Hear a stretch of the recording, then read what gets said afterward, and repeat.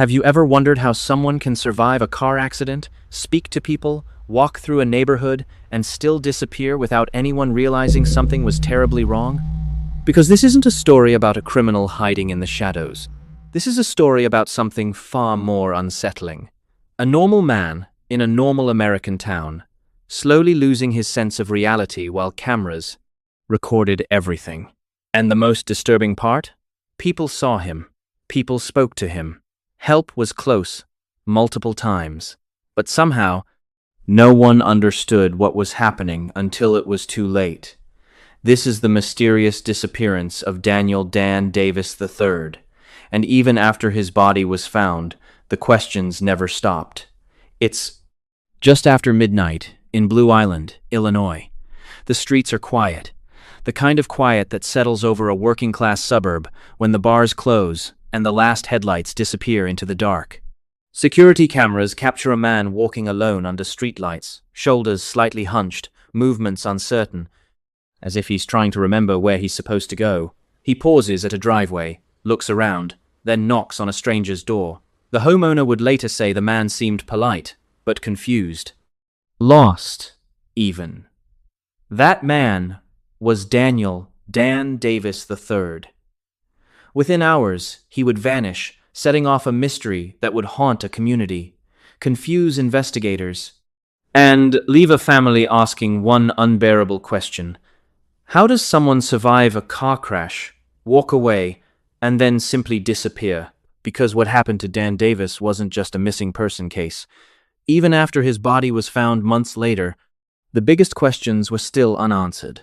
Blue Island sits just outside Chicago, a tight-knit place where people recognize familiar faces and routines rarely change.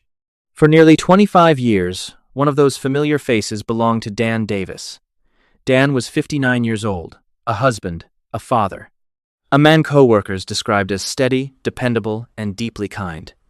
He worked at 115 Bourbon Street, a well-known local music venue and bar. Regulars remember him greeting guests, solving problems quietly, and making sure everyone felt welcome. One family member later said, Dan wasn't dramatic, he wasn't reckless. He was the guy you could always count on. His life followed a rhythm: work, family, home. Nothing flashy, nothing dangerous. The kind of life built on routine and responsibility. Which is why November 24th, 2025 stood out immediately. That was the day everything began to go wrong. On the evening of November 24th, Dan was involved in a car accident. It wasn't described as catastrophic. Emergency responders arrived quickly. Police and paramedics checked on him and offered medical treatment, but Dan refused. Investigators would later return to this moment again and again. Why decline help? Witnesses said he seemed shaken but alert. Still, something felt off. One detective later explained that head injuries don't always look dramatic. Someone can appear normal and still be seriously impaired. A deputy eventually drove Dan back to his workplace, an unusual detail that would later become one of the case's most debated decisions. Inside the bar, co-workers noticed subtle changes. He wasn't quite himself. Some said he appeared distracted. Others noticed moments where he seemed to lose focus mid-conversation. Nothing alarming enough to trigger emergency services again, but enough that, in hindsight, people wished they had acted differently. At around 1:15 in the morning, surveillance cameras captured Dan leaving the bar. He walked into the cold Illinois night and unknowingly stepped into the final normal moment of his life. The next images investigators reviewed would disturb everyone involved. Doorbell cameras across nearby neighborhoods began capturing Dan wandering through residential streets. He walked through yards, approached houses, asked strangers for directions, one homeowner later recalled. He wasn't aggressive or scary, just confused. Like he didn't know where he was. In one clip, he pauses beneath a porch light, scanning the street as if trying to recognize something familiar, but nothing seems to make sense to him. Family members said this behavior was completely unlike Dan. He was organized, careful, and grounded. Yet here he was moving through the night alone, disoriented, and increasingly vulnerable. Then came the final confirmed sighting. A church security camera recorded Dan walking near the property grounds. He moves slowly across the frame. No urgency, no visible threat, just a man moving through silence. And then he disappears from view. There were no confirmed sightings after that moment, no phone activity, no verified witnesses. It was as if he had simply vanished. When Dan failed to return home, concern quickly turned into panic. Search teams formed almost immediately. Police officers, volunteers, and family members combed neighborhoods, wooded areas, and nearby waterways. Flyers covered telephone poles. Social media campaigns spread across Illinois and beyond. Hundreds of tips poured in. None led to answers. Investigators focused heavily on medical explanations. A head injury from the accident could have caused confusion, memory loss, or impaired judgment, a condition known as post-traumatic disorientation. One investigator explained that injured individuals sometimes continue walking without realizing they are in danger. They don't seek help because they don't fully understand what's happening to them. But questions remained. Why wasn't he located sooner? Search teams had covered large areas multiple times. Winter temperatures dropped dangerously low in the weeks following his disappearance.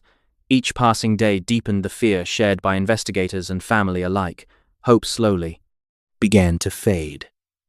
Until March of 2026, nearly 3.5 months after Dan vanished, authorities made a discovery. His body was located in a wooded area near Blue Island. The news devastated his family but also introduced a new layer of mystery. The location raised immediate questions. How had search teams missed him? Was he there the entire time? Or had something happened after his disappearance?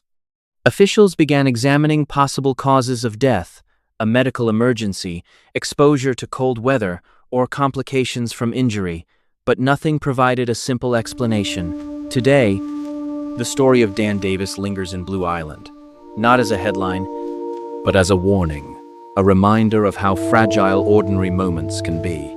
A minor accident, a decision to refuse treatment, a walk into the night, and a chain of events no one could undo. One family member later said, "We just wish someone had realized something was wrong sooner. His case exists in an uncomfortable space between tragedy and mystery where answers exist, but certainty does not." Maybe Dan was fighting confusion no one could see. Maybe help was only minutes away at multiple points along his path. Or maybe the truth lies in small details still waiting to be understood. What remains undeniable is this: a man loved by his family walked away from safety and never found his way back.